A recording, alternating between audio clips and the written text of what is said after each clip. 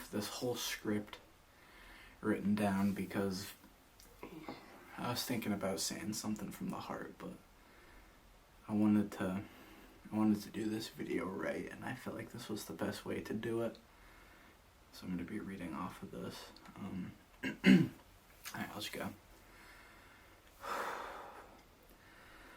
I'm not really sure how to start a story about the end of a story. Should I tell the full story or just start at the end? It's a story that has shaped my life into something I never could have imagined. And if I were to tell the story right, I wouldn't leave out a single detail. I would tell every second of it. Every laugh, every tear, and every punch. Every drop of blood, booze, weed, puke, spit, and piss. I would talk about every fuck-up, every victory, every person that was shot, every dollar that was made, every person that was robbed, every insane party, every small party, every time we were lucky, and every time we were not. I would talk about every place we traveled, every mundane conversation we had, every heartbreak, every time we fell in love, every person we met, every person we loved. That story is long, and that story is everything to me. So if I do it, I want to do it right. So today, I won't be telling that story. Today, I want to talk about the ending. There is no way I could do the full story justice, even if I locked myself away for days writing it. The beauty of real life and what separates it from a story is that no form of art could ever truly grasp what it felt like to live it. But I can tell you what it felt like to watch it end.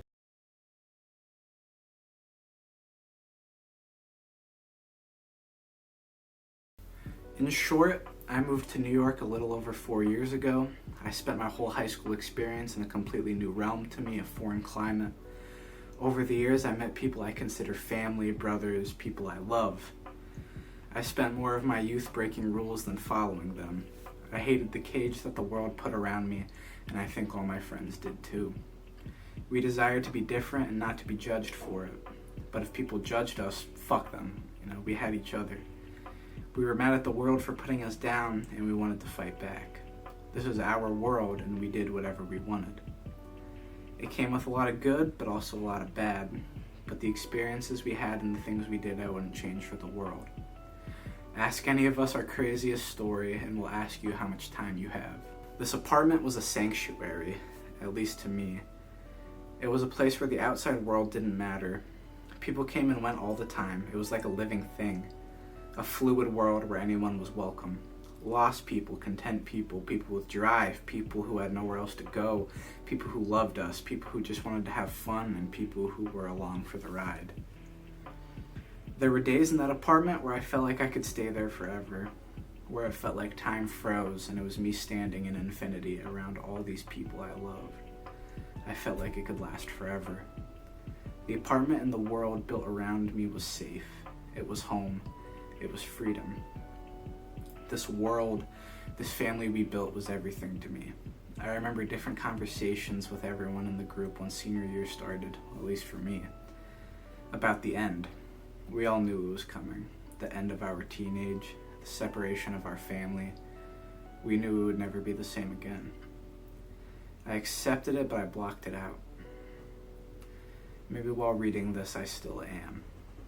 I can't say I have fully swallowed the pill, but it's going down. I cried a lot. Of course I did.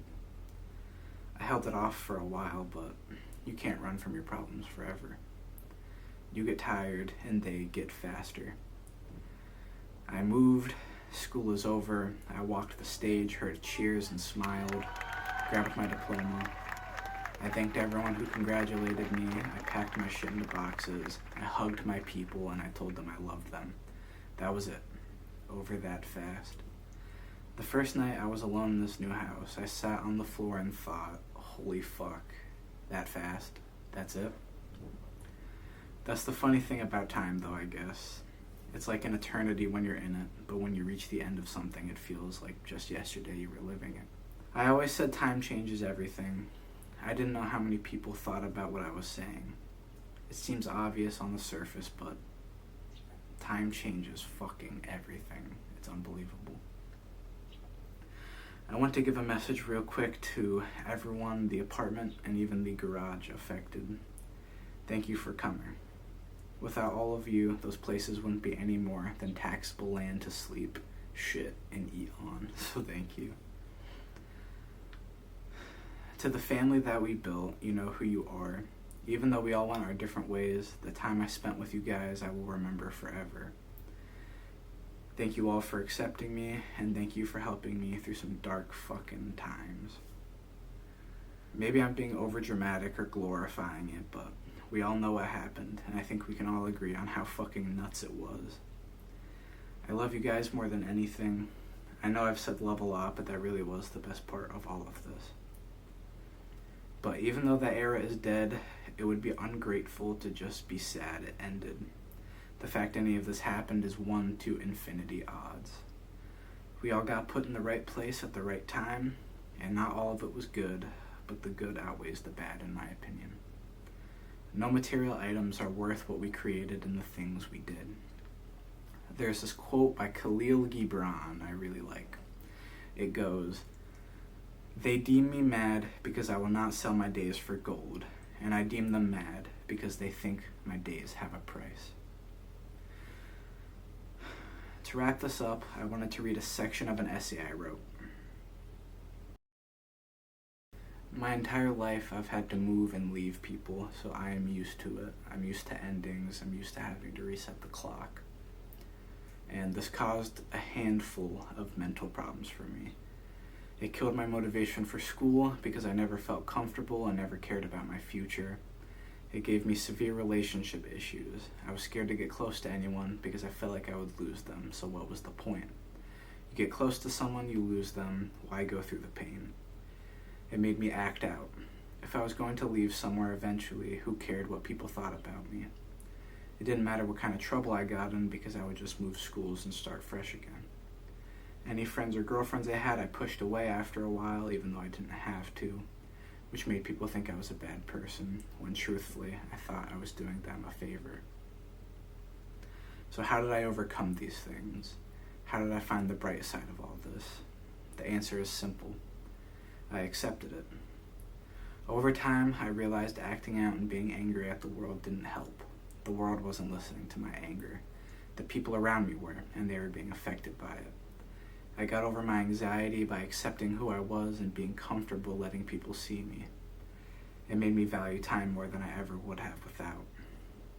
I learned that the world pays back hard work and I shouldn't damage my future over the past. I learned that you can't live life looking at the end, you have to appreciate the present.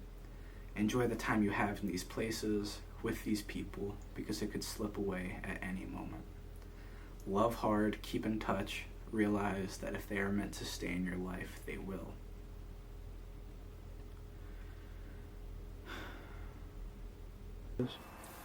Is the red dot flashing? Okay. This is the last video that this studio will ever have recorded in it. Kind of crazy. Well, I guess the aftermath, but I'm excited to see where the future goes, dude. It's kind of weird. It's gonna be weird saying goodbye to this place, but a lot of really cool videos were filmed in here, and I had a good life.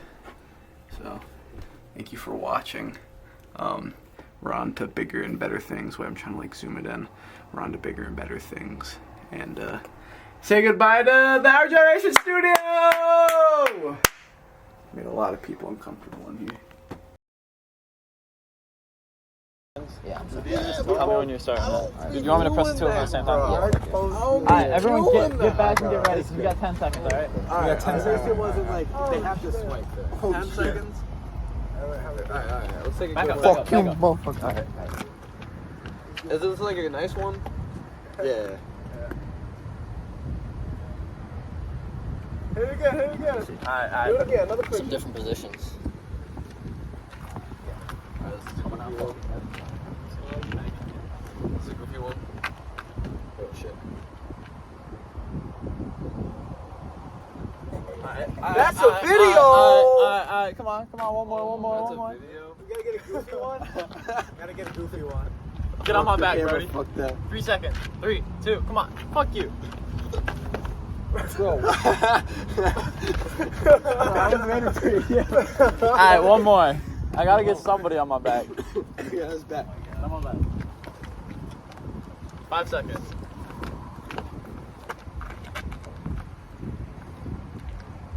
I'm probably not even in this fucking word. Alright, let's check it. Bro, I don't even think I have about pounds on my shoulders right now. Y'all can hurry this Fuck shit up. you. I greatly appreciate it. I think you're good. I'm Alright, done. we get him. I think you're good up there. Fuck you. Yo, you motherfucker. I Yeah, think I'm gonna okay. kiss it.